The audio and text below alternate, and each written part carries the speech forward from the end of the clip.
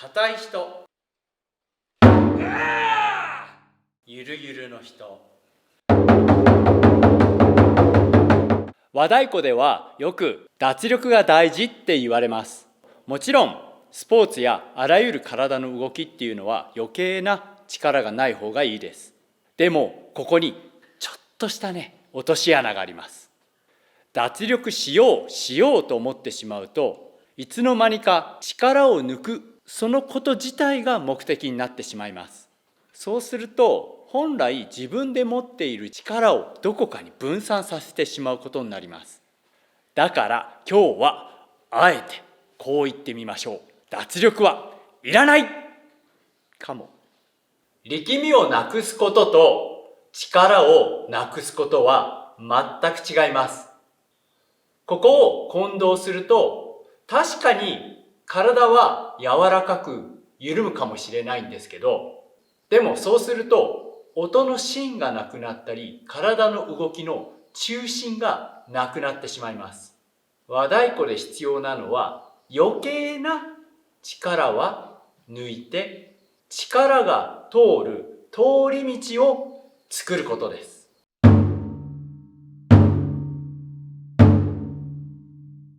力んでいるときは動きが小さくなってバチも強く握っちゃうし、動きもギクシャクして滑らかに動かなくなっていきます。次は力を抜きすぎた体いきましょう。よくある例ね。動き自体がまとまりきらないので、余計な動きの中に力が逃げてしまう。ただ緩んでいるだけだと太鼓の本当の響きっていうのは出せません。力の通り道っていうのは体全体をしなやかなホースだと思ってもらうと分かりやすいです。柔らかい。でも形は整っている。真ん中に通り道がある。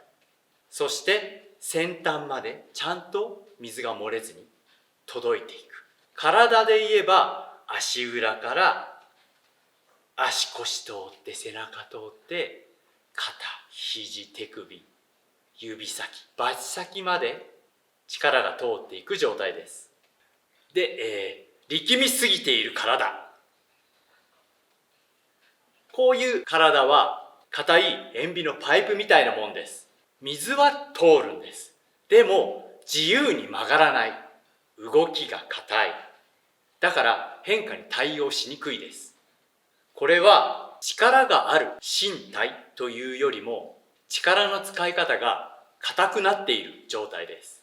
じゃあ逆に緩みすぎた体っていうのはどういうことかっていうと、今度は網で作った筒状のものだと思ってみてください。形自体は筒になっているし、真ん中に大きな通り道もあります。でも水をそこに流しても周りにどんどん水漏れてしまいますよね。体で言えば力みは少ないけれども力がまとまらない状態。打つ場所が定まらない。だから音の芯が出にくい状態です。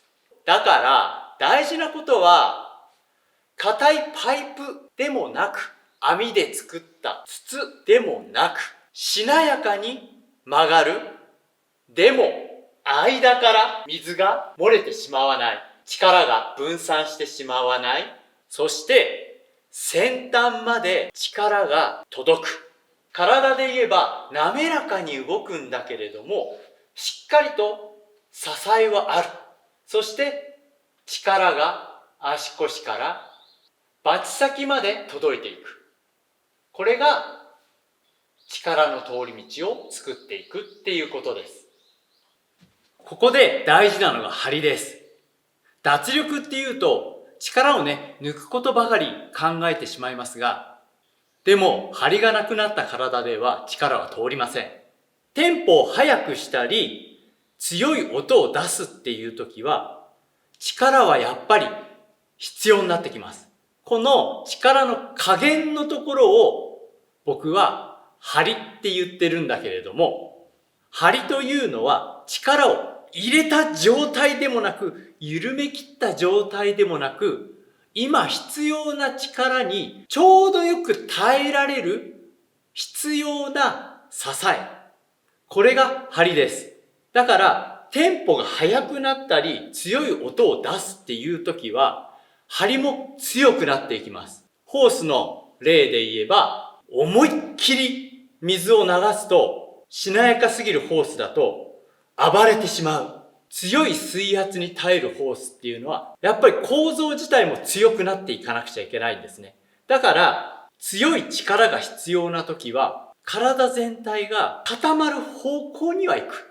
でもこれ、固まっちゃダメなんです。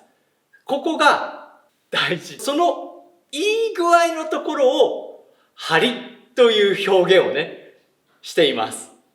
固まりきらないところで、いい状態にしていく。これは絶対にね、必要な力なので、ここは勘違いしないようにしてください。